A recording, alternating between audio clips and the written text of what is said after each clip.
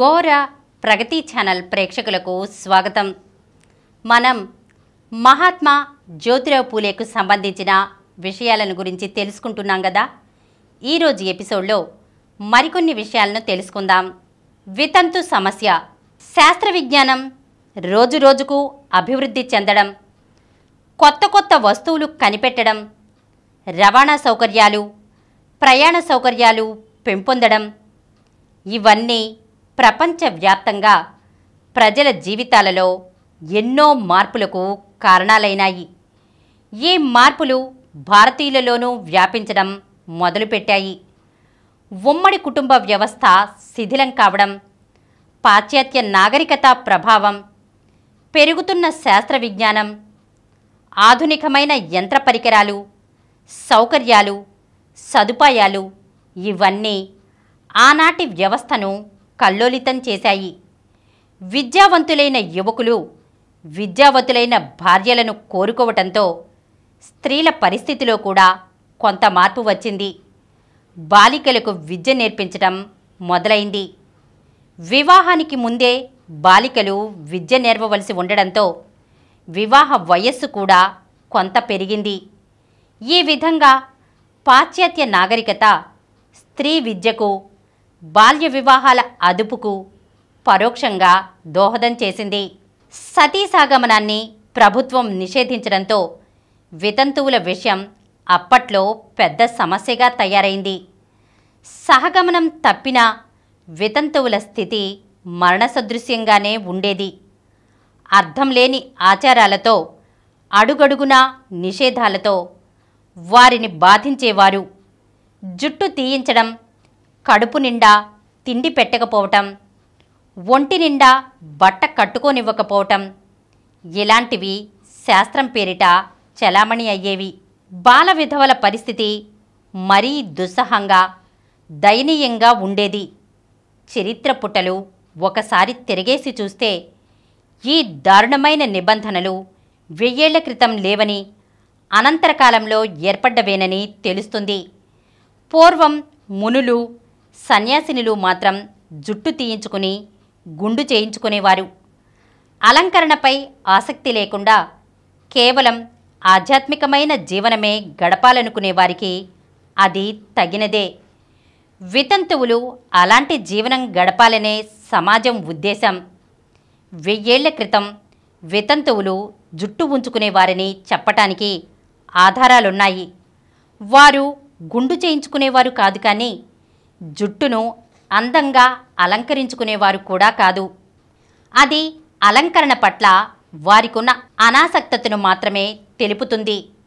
క్రీస్తు శకం 1200 ప్రాంతాల నుంచి ఈ జుట్టు తీయించే ఆచారం మొదలైనట్లు తెలుస్తుంది. మొదట్లో ఇది బ్రాహ్మణులకే పరిమితమైన ఆచారం. కాలక్రమంలో ఇతర వర్ణాలకు కూడా వ్యాపించింది. ఉత్తర భారతదేశంలో ఈ పట్టింపు ఎక్కువ. దక్షిణంలో శ్రీ వైష్ణవులు ఈ సంప్రదాయాన్ని చాలా వరకు వ్యతిరేకించారు. వితంతువును చూడడం హిందూ సమాజంలో అశుభంగా, అమంగళకరంగా పరిగణించేవారు. ఉదయం లేవగానే వితంతువు కనబడితే ఆ రోజంతా ఆమెకు తిట్లే. స్వంత ఇంట్లోనే ఎవరికంటా పడకుండా భయం భయంగా తిరగడం, అపవిత్రమైన వస్తువుగా ఒక మూలపడి ఉండటం, అలంకరణకు, అందమైన వస్తువులకు నోచుకోకపోవటం, శుభకార్యాలకు దూరంగా ఉండటం అప్పటి వితంతువులకు పరిపాటి అయ్యాయి. సొంత తల్లి గాని, చెల్లెలు గాని, కూతురు గాని ఎవరైనా సరే వితంతువు ఇంట్లో అందరికీ లోకువే. ఆమెను చూస్తే అందరికీ కంటగింపే. అల్లుడి బదులు కూతురు చస్తే బాగుండేదని, అతనికి తమ ఇంకో కూతుర్నైనా ఇచ్చి పెళ్లి చేసి ఉండేవారమని ఆడపిల్లల తల్లిదండ్రులు భావించేవారు. వితంతువుల ఈ దుస్సహ పరిస్థితిని గమనించి వారి పరిస్థితులను బాగు చేయటానికి సంస్కరణవాదులు ఎన్నో ప్రయత్నాలు చేశారు. భర్త చనిపోయిన స్త్రీకి అతడు కట్టిన సూత్రం ఒక్కటి తీసివేస్తే చాలునని, పసుపు కుంకుమ వంటి ఇతర అలంకరణలు ఆమెకు పుట్టినప్పటి నుంచి ఉన్నవే అని బోధించారు.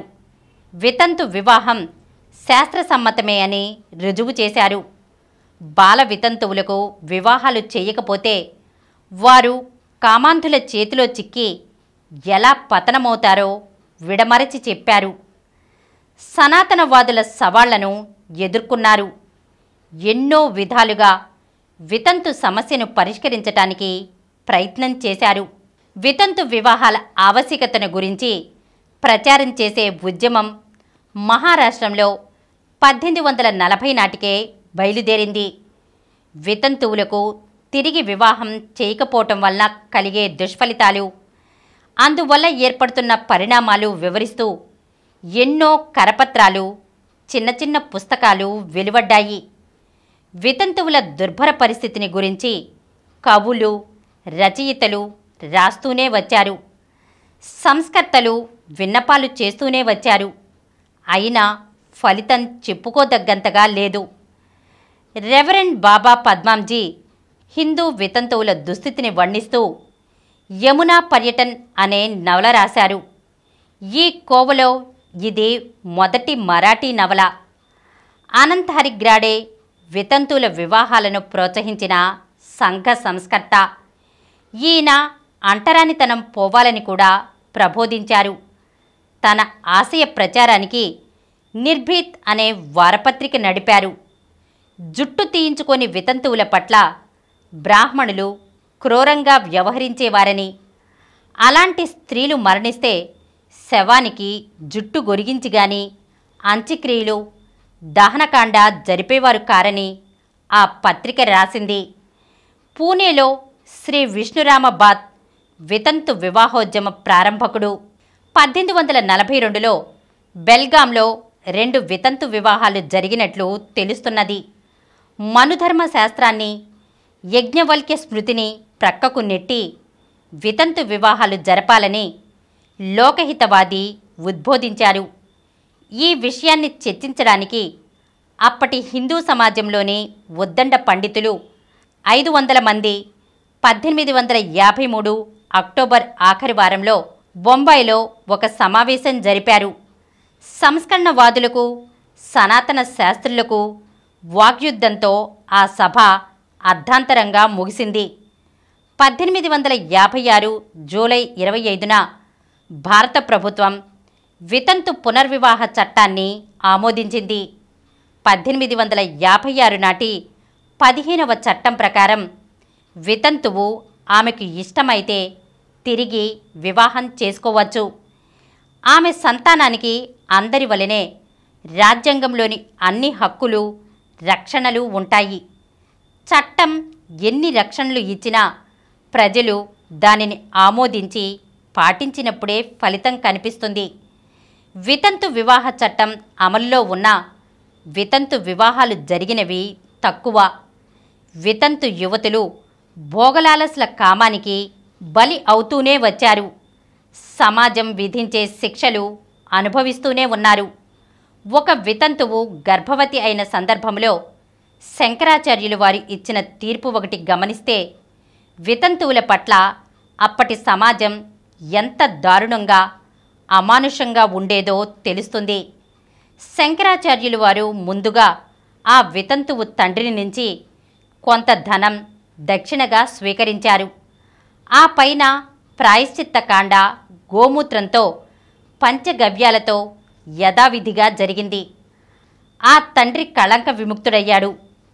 ఆ వితంతువును కూడా శుద్ధి చేయవలసిందిగా ఆమె బంధువులు, ఆచార్యుల వారిని ప్రార్థించారు. ఆయన చెప్పిన శుద్ధి ఇది. ఆ వితంతువును ఒక చెట్టు తరలో ఉంచి చెట్టు చుట్టూ మంటలు పెట్టాలి.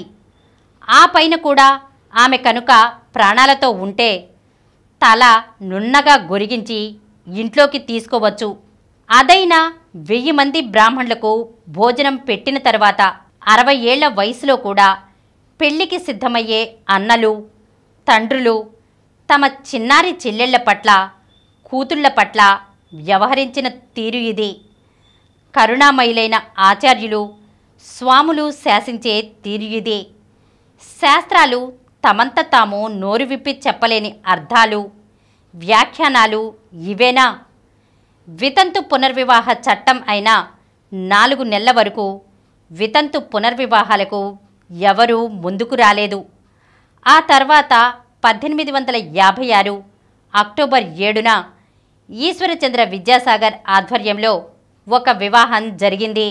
వితంతువుల సమస్య అగ్రవర్ణాలదే అయినా జ్యోతిబా ఆ పరిస్థితిని చూసి చెలించిపోయారు. ఆ ధోరణి అరికట్టాలని దీక్ష పూనారు.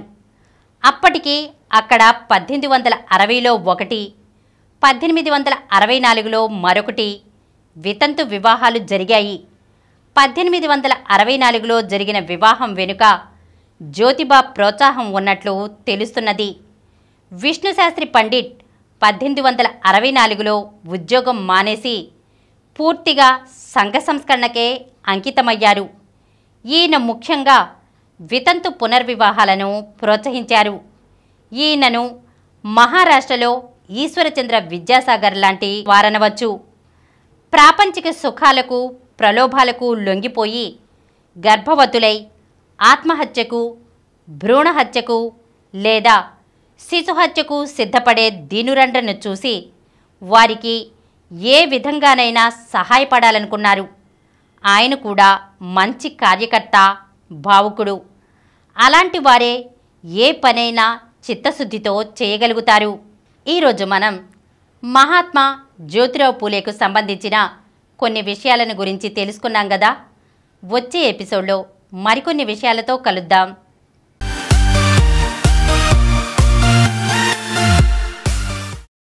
ఈ కార్యక్రమం మీకు ఎంతో నచ్చింది కదా. ఇటువంటి మరిన్ని వీడియోల కోసం అనతి కాలంలోనే 20 కోట్ల వ్యూస్ సాధించిన డాక్టర్ సమరం మల్టీ ఛానల్ నెట్వర్క్ సమర్పించు గోరా ప్రగతి ఛానల్కు సబ్స్క్రైబ్ చేయండి, లైక్ చేయండి, మీ ఫ్రెండ్స్కి షేర్ చేయండి. అలాగే ప్రక్కనున్న గంట సింబల్ని ప్రెస్ చేయడం మర్చిపోకండి. Please download Samaram multi-channel app and watch your favorite channels from your mobile. App available on Google Play Store and subscribe to the channels.